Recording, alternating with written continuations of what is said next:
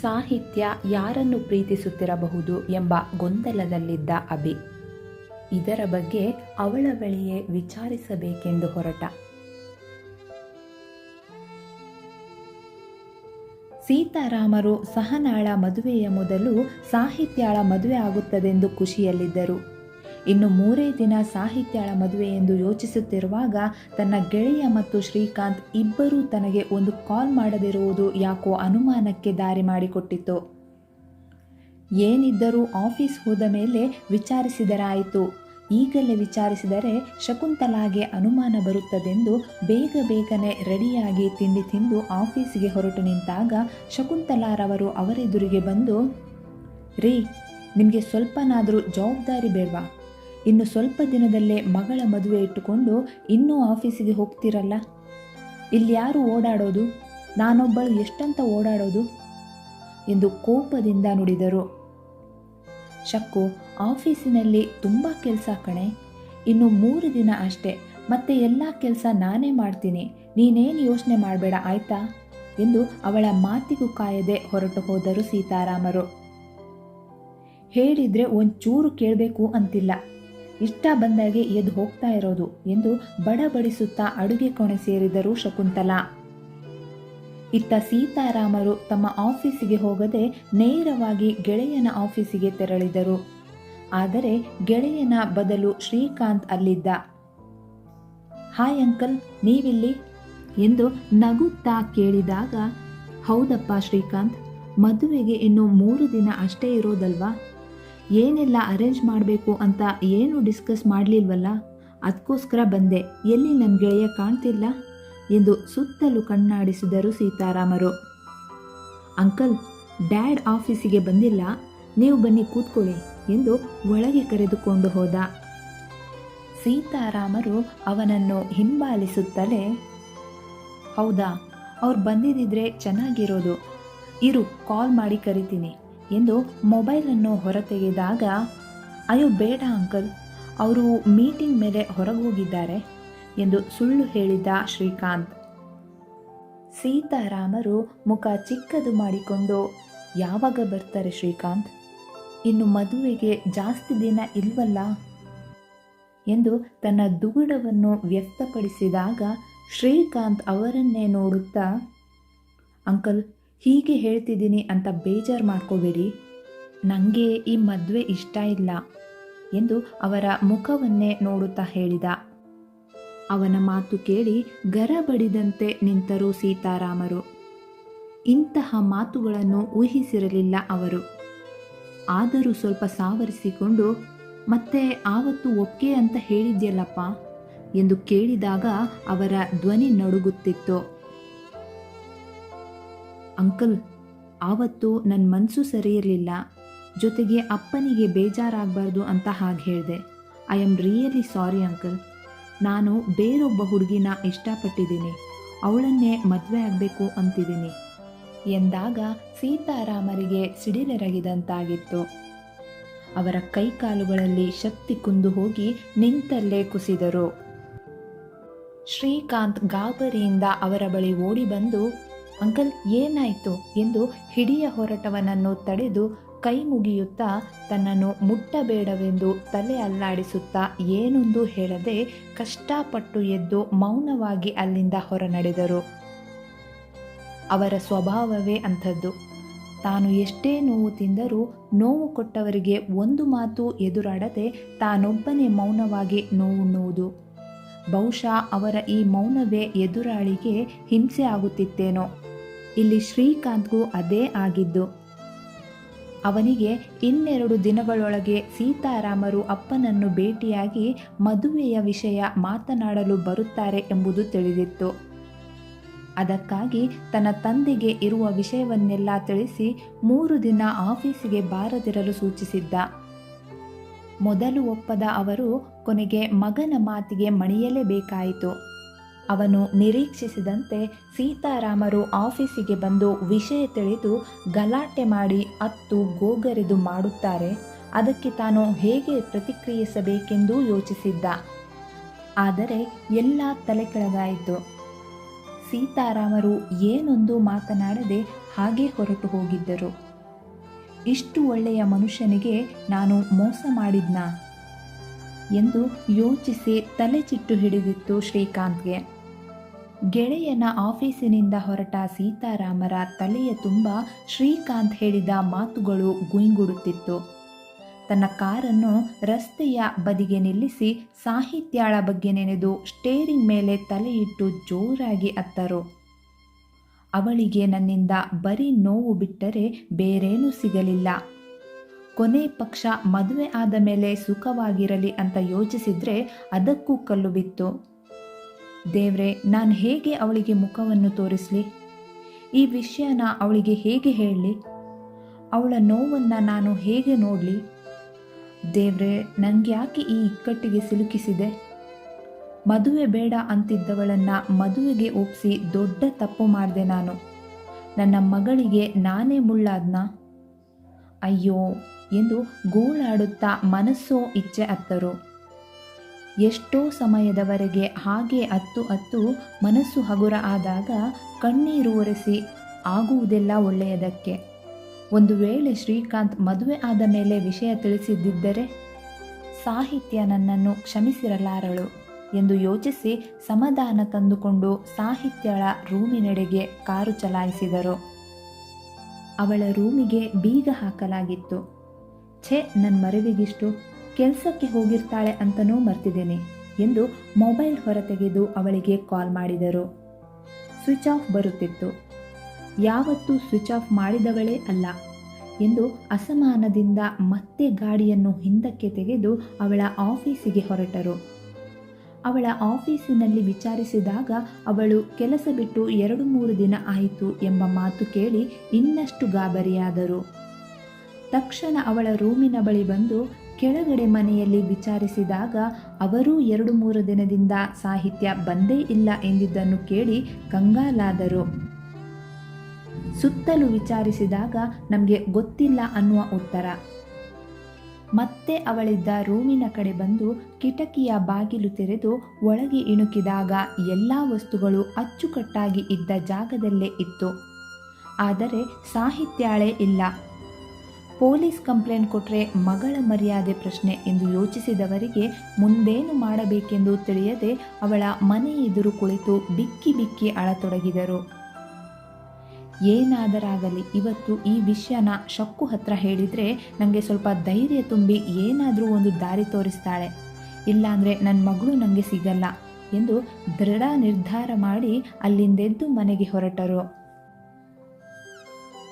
ಬಾಡಿದ ಮುಖದೊಂದಿಗೆ ಮನೆಗೆ ಬಂದ ಗಂಡನನ್ನು ಅಡಿಯಿಂದ ಮುಡಿಯವರೆಗೆ ಗಮನಿಸಿದ ಶಕುಂತಲಾರವರು, ಏನ್ರಿ ಇಷ್ಟೊಂದು ಬೇಜಾರಲ್ಲಿದ್ದೀರಾ? ನಿಮ್ಮನ್ನು ನೋಡಿದರೆ ಆಫೀಸಿಗೆ ಹೋಗಿದ್ದೀರಾ ಅಂತ ಅನ್ನಿಸ್ತಿಲ್ಲ. ನಿಜ ಹೇಳಿ, ಎಲ್ಲಿಗೆ ಹೋಗಿದ್ರಿ? ಯಾಕಿಷ್ಟು ಬೇಜಾರಲ್ಲಿದ್ದೀರಾ ಎಂದು ಪ್ರಶ್ನೆಯ ಮೇಲೆ ಪ್ರಶ್ನೆ ಕೇಳಿದಾಗ ಸೀತಾರಾಮರು ಹೆಂಡತಿಯನ್ನು ರೂಮಿಗೆ ಕರೆದುಕೊಂಡು ಹೋಗಿ ಬಾಗಿಲು ಹಾಕಿ, ಶಕ್ಕು, ನಮ್ಮ ಮಗಳು ಕಾಣಿಸ್ತಿಲ್ಲ ಕಣೆ ಎಂದು ಒತ್ತರಿಸಿ ಬಂದ ದುಃಖವನ್ನು ತಡೆಯುತ್ತಾ ಹೇಳಿದರು. ರೀ, ನಿಮಗೇನು ತಲೆ ಕೆಟ್ಟಿದ್ಯಾ? ಅವಳು ಮನೆಯಲ್ಲೇ ಇದ್ದಾಳೆ ಎಂದು ಹೇಳಿದಾಗ ಸೀತಾರಾಮರು ಮಡದಿಯ ಮುಖ ನೋಡಿ, ನಾನು ಸಹನಾ ಬಗ್ಗೆ ಹೇಳಿಲ್ವೇ, ಸಾಹಿತ್ಯ ಬಗ್ಗೆ ಹೇಳಿದ್ದು ಎಂದು ತಲೆ ತಗ್ಗಿಸಿ ಹೇಳಿದರು. ಗಂಡನ ಮಾತಿಗೆ ಉರಿದು ಬಿದ್ದರು ಶಕುಂತಲಾ. ರೀ, ಅವಳು ಮನೆ ಬಿಟ್ಟು ಹೋಗಿ ಎಷ್ಟೋ ವರ್ಷ ಆಯಿತು ಎಂದು ಮುಂದೇನೋ ಹೇಳಲು ಬಾಯಿ ತೆರೆದಾಗ ತನ್ನ ಕೈಯಿಂದ ಅವರ ಬಾಯಿ ಮುಚ್ಚಿಸಿದ ಸೀತಾರಾಮರು ಎಲ್ಲ ವಿಷಯವನ್ನು ಚಾಚೂ ತಪ್ಪದೆ ಹೇಳಿದರು. ಗಂಡನ ಎಲ್ಲ ಮಾತನ್ನು ಆಲಿಸುತ್ತಿದ್ದ ಶಕುಂತಲಾರ ಮುಖ ಕಪ್ಪಿಟ್ಟಿತು. ನನ್ನ ಮಾತು ಕೇಳದೆ ಅವಳನ್ನು ನೋಡಲು ಹೋಗುತ್ತಿದ್ದರಲ್ವಾ, ಅಂದರೆ ನೀವು ನನ್ನ ಮಾತಿಗೆ ಬೆಲೆ ಕೊಟ್ಟಿಲ್ಲ ಅಂತಾಯಿತು ಎಂದು ಕೋಪದಲ್ಲಿ ನುಡಿದಾಗ, ಅದು ಹಾಗಲ್ವೇ ಶಕ್ಕು, ಅವಳು ಈ ಮನೆಗೆ ಕಾಲಿಟ್ಟ ಮೇಲೆ ತಾನೇ ನಿಂಗೆ ಮಗುವಾಗಿದ್ದು, ನಮಗೆ ಒಳ್ಳೆಯದಾಗಿದ್ದು ಎಂದು ಸಾಹಿತ್ಯಾಳ ಬಗ್ಗೆ ಹೇಳ ಹೊರಟಾಗ, ನಿಮ್ಮ ಪುರಾಣ ಕಥೆಯೆಲ್ಲ ಬೇಡ ನನಗೆ. ನನ್ನ ಕಣ್ ತಪ್ಪಿಸಿ ಕದ್ದು ಮುಚ್ಚಿ ಅವಳನ್ನು ನೋಡೋಕ್ಕೆ ಹೋಗಿದ್ರಲ್ಲ, ನಿಮಗೆ ನನಗಿಂತ ಅವಳೇ ಮುಖ್ಯ ಆದ್ಲಲ್ವಾ ಎಂದು ತನ್ನ ಗಂಡನನ್ನೇ ದುರುಗುಟ್ಟಿ ನೋಡುತ್ತಾ ಹೇಳಿದರು. ಸೀತಾರಾಮರು ಮಡದಿಗೆ ಸಮಾಧಾನಪಡಿಸಲು ಹೊರಟಾಗ ಅವರು ಕೈ ಅಡ್ಡ ಹಿಡಿದು, ಬೇಡ, ಇನ್ನೊಂದು ಮಾತು ಆಡಬೇಡಿ. ನಿಮ್ಮ ಮಗಳು ಹೆಂಡತಿಗಿಂತ ಮೂರನೆಯವಳೇ ಹೆಚ್ಚಾಗೋದ್ಲು ಅಲ್ವಾ? ನಮಗೆ ಗೊತ್ತಿಲ್ಲದೆ ಅವಳ ಹೆಸರಿಗೆ ಎಷ್ಟು ಆಸ್ತಿ ಮಾಡಿಟ್ಟಿದ್ದೀರಾ? ಅವಳಿಗೆ ಅಂತ ಎಷ್ಟು ಖರ್ಚು ಮಾಡಿದ್ದೀರಾ ಎಂದು ಪ್ರಶ್ನೆ ಮೇಲೆ ಪ್ರಶ್ನೆ ಮಾಡುತ್ತಾ ಗಂಡನನ್ನೇ ದುರುಗುಟ್ಟಿ ನೋಡಿದರು ಶಕುಂತಲಾ. ಯಾಕೆ ಶಕ್ಕು ಹೀಗೆಲ್ಲ ಮಾತಾಡ್ತೀಯಾ? ನಿಜ ಹೇಳಬೇಕಂದ್ರೆ ಅವಳು ಮನೆ ಬಿಟ್ಟು ಹೋದ್ಮೇಲೆ ನನ್ನಿಂದ 1 ರೂಪಾಯಿ ತಗೊಂಡಿಲ್ವೇ ಎಂದು ಬೇಸರದಿಂದ ಹೇಳಿದಾಗ, ಮತ್ತೆ ಸುಳ್ಳು ಹೇಳಬೇಡಿ. ಇಷ್ಟು ವರ್ಷ ನಮಗೆ ಗೊತ್ತಿಲ್ಲದೆ ಅವಳನ್ನು ನೋಡಿಕೊಂಡು ಬರ್ತಿದ್ದವರು ಅವಳ ಹೆಸರಿಗೆ ಆಸ್ತಿ ಮಾಡಿಲ್ಲ ಅಂತ ಹೇಗೆ ನಂಬಲಿ? ಅಸಮಾಧಾನದಿಂದ ನೋಡಿದರು ಶಕುಂತಲಾ. ಮೊದಲೇ ಟೆನ್ಷನ್ನಲ್ಲಿದ್ದ ಸೀತಾರಾಮರಿಗೆ ಯಾಕಾದರೂ ಹೆಂಡತಿಗೆ ವಿಷಯ ತಿಳಿಸಿದೆ ಎಂಬಂತಾಯಿತು. ಶಕ್ಕು, ಅವಳಿಗೆ ಅಂತ ನಾನೊಂದು ನಯಾ ಪೈಸೆಯೂ ಆಸ್ತಿ ಮಾಡಿಲ್ಲ, ನಿನ್ನ ಮೇಲಾಣೆ ಮಾಡಿ ಹೇಳ್ತಿದ್ದೀನಿ ಕಣೆ ಎಂದು ನಿಜವನ್ನೇ ನುಡಿದಾಗ, ಸರಿ ಹಾಗಾದರೆ ಇನ್ಮುಂದೆ ಅವಳನ್ನು ನೋಡೋದಾಗಲಿ ಮಾತಾಡೋದಾಗಲಿ ಮಾಡಿದರೆ ನನ್ನ ಮೇಲಾಣೆ ಎಂದು ಹೇಳಿ ಗಂಡನ ಮಾತಿಗೂ ಕಾಯದೆ ಅಲ್ಲಿಂದ ಹೊರ ನಡೆದರು. ಸೀತಾರಾಮರಿಗೆ ಎದೆ ಬಡಿತವೇ ನಿಂತಾಗಾಯಿತು. ತನ್ನ ಹೆಂಡತಿಗೆ ಹೇಗಾದರೂ ಸಮಾಧಾನ ಮಾಡಿ ಒಪ್ಪಿಸಿ ಮುಂದೆ ಏನು ಮಾಡಬೇಕೆಂದು ಸೂಚಿಸಬಹುದೆಂದುಕೊಂಡ ಸಣ್ಣ ಆಸೆಗೂ ಕಲ್ಲು ಬಿತ್ತು. ಕೊನೆಗೆ ಸಾಹಿತ್ಯಾಳನ್ನು ನೋಡಿ ಮಾತನಾಡಿಸುವ ಹಕ್ಕನ್ನೂ ಶಕುಂತಲಾ ಕಿತ್ತುಕೊಂಡರು. ಛೆ, ಎಂಥ ಎಡವಟ್ಟು ಮಾಡಿದೆ! ಇವಳ ಬಳಿ ಹೇಳಿ ತಪ್ಪು ಮಾಡಿದೆ. ನನ್ನ ಬುದ್ಧಿಗಿಷ್ಟು. ಸಾಹಿ, ಎಲ್ಲಿದೆಯಾ ಪುಟ್ಟ? ಹೇಗಿದ್ಯಾ ಮಗಳೇ ಎಂದು ಹೆಂಡತಿ ಆಡಿದ ಮಾತುಗಳ ಜೊತೆಗೆ ಸಾಹಿತ್ಯಾಳನ್ನು ನೆನೆದು ಕಣ್ಣೀರಾಕಿದರು ಸೀತಾರಾಮರು. ಸಾಹಿತ್ಯ ಸ್ನಾನ ಮಾಡಿ ಹೊರಗೆ ಬಂದಾಗ ಮಂಚದ ಮೇಲೆ 2 ಕವರ್ ನೋಡಿ ಅಭಿ ತಂದಿರೋ ಡ್ರೆಸ್ ಇರಬೇಕೆಂದು ಊಹಿಸಿ ರೂಮಿನ ಬಾಗಿಲು ಹಾಕಿ 2 ಕವರ್ ಓಪನ್ ಮಾಡಿ ನೋಡಿದಳು. 2ರಲ್ಲೂ ಹೊಸ ಬಟ್ಟೆ. ಶುಭ್ರವಾದ ಬಿಳಿ ಬಣ್ಣದ ಸಿಂಪಲ್ ಡಿಸೈನ್ ಇರುವ ಶಾರ್ಟ್ ಟಾಪ್ಗೆ ಕೆಂಪು ಬಣ್ಣದ ಪಟಿಯಾಲ ಪ್ಯಾಂಟ್ ಜೊತೆಗೆ ಕೆಂಪು ಬಣ್ಣದ ಶಾಲ್, ಅಲ್ಲಲ್ಲಿ ಹೂವಿನ ಚಿತ್ರಗಳು ಅವಳಿಗೆ ತುಂಬ ಹಿಡಿಸಿತು. ಇನ್ನೊಂದು ಕವರ್ ತೆರೆದಾಗ ಅದರಲ್ಲಿ ಚಿಗುರೆಲೆಯ ಬಣ್ಣದ ಟಾಪ್ಗೆ ಕಡು ಹಸಿರು ಬಣ್ಣದ ಸ್ಕರ್ಟ್ ಇತ್ತು. ಅದು ಸಿಂಪಲ್ ಡಿಸೈನ್ನಿಂದ ಇದ್ದಿದ್ದು ನೋಡಿ ಅವಳ ಮುಖ ಅರಳಿತು. ವಾವ್, ಎಷ್ಟು ಚೆನ್ನಾಗಿ ಬಟ್ಟೆ ಆರಿಸುತ್ತಾರೆ! ನನಗೆ ಇಂತಹ ಬಟ್ಟೆಗಳು ಇಷ್ಟ ಆಗುತ್ತೆ ಅಂತ ಅವರಿಗೆ ಮೊದಲೇ ಗೊತ್ತಿತ್ತಾ? ಇಲ್ಲ, ಅವರು ಯಾರತ್ರನೋ ತರಿಸಿರೋದು ಅನಿಸುತ್ತೆ. ಅಷ್ಟು ದೊಡ್ಡ ಬಿಸ್ನೆಸ್ ಮೆನ್ ನನಗೆ ಬಟ್ಟೆ ತಗೊಂಡು ಬರೋದಂದ್ರೇನು? ಯಾರು ತಗೊಂಡು ಬಂದ್ರೋ ಏನೋ, ಒಟ್ಟಿನಲ್ಲಿ ತುಂಬ ಚೆನ್ನಾಗಿದೆ ಎಂದು ಅವೆರಡರಲ್ಲಿ ಚೂಡಿದಾರ್ ಆರಿಸಿ ಹಾಕಿಕೊಂಡಳು. ಅವಳಿಗೆ ತುಂಬ ಹಸಿವಾಗಿತ್ತು. ಆದರೆ ಅರುಣಾದೇವಿಯವರ ಮುಖ ನೆನಪಿಗೆ ಬಂದು ರೂಮಿನಿಂದ ಹೊರಗೆ ಹೋಗಲು ಭಯವಾಗಿ ಅಲ್ಲೇ ಅರುಣಾದೇವಿಯವರ ಮಾತುಗಳನ್ನು ಮೆಲುಕು ಹಾಕುತ್ತಾ ಕುಳಿತಳು. ಯಾರೋ ಬಾಗಿಲು ತಟ್ಟಿದ ಶಬ್ದಕ್ಕೆ ಎಚ್ಚರಗೊಂಡ ಸಾಹಿತ್ಯ, ಕೃಷ್ಣ ಎಂದು ಉಸಿರು ಬಿಗಿ ಹಿಡಿದು ಮೆಲ್ಲನೆ ಬಾಗಿಲು ತೆರೆದಳು. ಎದುರಿಗೆ ಕನಕಮ್ಮ ನಿಂತಿದ್ದು ಕಂಡು ಸ್ವಲ್ಪ ಸಮಾಧಾನವಾಯಿತು ಅವಳಿಗೆ. ನೆನ್ನೆ ತುಂಬ ಸುಸ್ತಾಗಿದ್ದೆ ಅಲ್ವಾ? ಎಲ್ಲಿ ಮೈ ಹುಷಾರಿಲ್ವೇನೋ ಅಂತ ನೋಡೋಕ್ಕೆ ಬಂದೆ. ತುಂಬ ಚೆನ್ನಾಗಿ ಕಾಣ್ತಿದ್ದೀಯವ್ವ ಎಂದು ಕನಕಮ್ಮ ನಗುತ್ತಾ ಹೇಳಿದಾಗ ಸಾಹಿತ್ಯ ನಗುತ್ತಾ ಥ್ಯಾಂಕ್ ಯು ಅಮ್ಮ ಎಂದಳು. ಅಮ್ಮ ಎಂದಿದ್ದು ತುಂಬ ಖುಷಿ ಕೊಟ್ಟಿತ್ತು ಕನಕಮ್ಮನಿಗೆ. ತಕ್ಷಣ ಅವಳ ಹಣೆಗೊಂದು ಮುತ್ತ ನೆಟ್ಟು, ಆ ದ್ಯಾವ್ರು ನಿನ್ನ 100 ಕಾಲ ಚೆನ್ನಾಗಿಟ್ಟಿರ್ಲವ, ಬಾ ನಾಷ್ಟಕ್ಕೆ ಎಂದು ಹೋಗುತ್ತಿದ್ದವರನ್ನು ನಿಧಾನವಾಗಿ ಹಿಂಬಾಲಿಸಿದಳು ಸಾಹಿತ್ಯ. ಹಾಲ್ನಲ್ಲಿ ಕುಳಿತ ಅರುಣಾದೇವಿಯವರು ಸಾಹಿತ್ಯ ಬರುತ್ತಿರುವುದನ್ನು ನೋಡಿ ಕಾಲ ಮೇಲೆ ಕಾಲು ಹಾಕಿ ಪಕ್ಕದಲ್ಲಿ ಕುಳಿತಿದ್ದ ಅಪ್ಸರಾದೇವಿಯವರನ್ನು ಕುರಿತು, ಅತ್ತೆ, ನಮ್ಮ ಕಾಲದಲ್ಲಿ ಹುಡುಗರು ಹುಡುಗಿಯರ ಹಿಂದೆ ಜೊಲ್ ಸುರಿಸ್ಕೊಂಡು ಸುತ್ತಿ ಅವರನ್ನು ಬುಟ್ಟಿಗೆ ಹಾಕೊಳ್ಳೋದು ನೋಡಿದ್ದೀನಿ. ಆದರೆ ಈಗಿನ ಕಾಲದಲ್ಲಿ ಶ್ರೀಮಂತ ಹುಡುಗರನ್ನ ಕಂಡ್ರೆ ಈ ಹುಡುಗಿಯರು ನಾಯಿಗಳ ಥರ ಅವರ ಹಿಂದೆ ಸುತ್ತುತ್ತವೆ, ಎಲ್ಲ ಬಿಟ್ಟಿಯಾಗೆ ಸಿಗುತ್ತೆ ಅಂತ ಎಂದು ಕೊಂಕು ಮಾತಾಡಿದರು. ಅಪ್ಸರಾದೇವಿಯವರಿಗೆ ಸೊಸೆಯ ಮಾತಿನ ಅರ್ಥ ತಿಳಿಯಲಿಲ್ಲ. ಆದರೆ ಸಾಹಿತ್ಯ ಬಂದಿದ್ದು ನೋಡಿ ಅವರ ತುಟಿಯಂಚಲಿ ಕಿರುನಗೆ ಮೂಡಿತು. ಅಭಿ ಯಾವುದೋ ಬೀದಿದಾಸಿನ ಮನೆಗೆ ಕರ್ಕೊಂಡು ಬಂದಿದ್ದಾನೆ. ಎಂದು ರಾತ್ರಿ ಸೊಸೆ ಅಸಹನೆಯಿಂದ ನುಡಿದಿದ್ದು ನೆನಪಾಗಿ ಅದು ಈ ಹುಡುಗಿಯೇ ಇರಬೇಕೆಂದು ಸುಲಭವಾಗಿ ಊಹಿಸಿದರು. ಎಷ್ಟು ಮುದ್ದಾದ ಹುಡುಗಿ, ಅವರ ಮನಸ್ಸು ಹೇಳಿತು. ಆದರೂ ಏನು ಮಾತಾಡದೆ ಸುಮ್ಮನೆ ಅಭಿಲಾಷ್ನ ಮದುವೆಗೆ ಯಾರಿಗೆಲ್ಲ ಆಹ್ವಾನಿಸಬೇಕೆಂದು ಒಂದು ಲಿಸ್ಟ್ ಮಾಡುತ್ತಾ ಕುಳಿತಿದ್ದರು. ಸಾಹಿತ್ಯಾಳಿಗೆ ಅರುಣಾದೇವಿಯವರ ಮಾತುಗಳು ಮನಸ್ಸಿಗೆ ತುಂಬ ನೋವುಂಟು ಮಾಡಿತ್ತು. ಅವಳು ಕನಕಮ್ಮನ ಹಿಂದೆ ಹೋಗಿ, ಅಮ್ಮ ನನಗೆ ಹಸಿವಿಲ್ಲ, ಸ್ವಲ್ಪ ನೀರು ಕೊಟ್ಟರೆ ಸಾಕು ಎಂದು ಮೆಲ್ಲನೆ ಉಸುರಿದಳು. ಯಾಕೆ ಹಸಿವಿಲ್ಲ? ಸುಳ್ಳು ಹೇಳ್ತಿದ್ದೀಯನವ್ವ, ನಿನ್ನ ಮುಖ ನೋಡಿದರೆ ಗೊತ್ತಾಗುತ್ತೆ ನಿನಗೆ ತುಂಬ ಹಸುವಾಗಿದೆ ಅಂತ. ಸುಮ್ಮನೆ ತಿನ್ನು ಎಂದು ಒಂದು ತಟ್ಟೆಗೆ ಪಲಾವ್ ಜೊತೆಗೆ ಸಲಾಡ್ ಹಾಕಿಕೊಟ್ಟರು. ಬೇಡಮ್ಮ, ನನಗೆ ನೀರು ಸಾಕು ಎಂದು ಅವರ ಕೈಯಲ್ಲಿದ್ದ ತಟ್ಟೆಯನ್ನು ತೆಗೆದುಕೊಳ್ಳಲು ಹಿಂಜರಿದಳು ಸಾಹಿತ್ಯ. ಬಾಯಲ್ಲಿ ಎಂದು ಸಾಹಿತ್ಯಳ ಕೈ ಹಿಡಿದು ಅವರ ರೂಮಿಗೆ ಕರೆದುಕೊಂಡು ಹೋಗಿ ನೆಲದ ಮೇಲೆ ಕೂರಿಸಿ ಪಲಾವ್ ಜೊತೆಗೆ ಸಲಾಡ್ ಕಲಿಸಿ ಅವಳ ಬಾಯಿಗಿಟ್ಟರು. ಸಾಹಿತ್ಯಳಿಗೆ ಮನ ತುಂಬಿ ಬಂತು.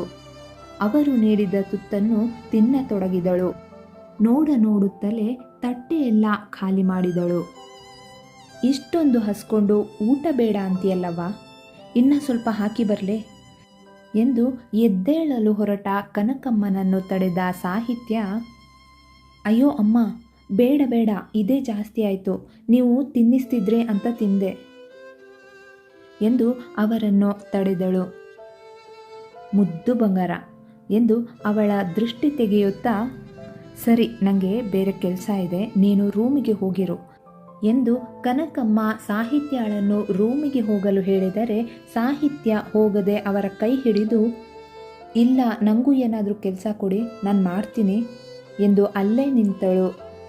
ಅಯ್ಯೋ ಹುಚ್ಚು ಹುಡುಗಿ, ನೀನು ಕೆಲಸ ಮಾಡೋದು ಅಭಿ ಯಜಮಾನ್ರು ನೋಡಿದರೆ ಅಷ್ಟೇ, ಹೋಗು ರೂಮಿಗೆ ಎಂದು ಅವಳ ಮಾತಿಗೂ ಕಾಯದೆ ಹೊರಟೋದರು. ಸಾಹಿತ್ಯ ಬೇಸರದಿಂದ ಮುಖ ಚಿಕ್ಕದು ಮಾಡಿ ತನ್ನ ರೂಮಿಗೆ ಹೋಗುತ್ತಿದ್ದಾಗ, ಹಲೋ ಮೇಡಮ್ ಎಂದು ಜೋರಾಗಿ ಕರೆದ ಅರುಣಾದೇವಿಯವರ ಕಡೆಗೆ ಭಯದಿಂದ ತಿರುಗಿ ನೋಡಿದಳು.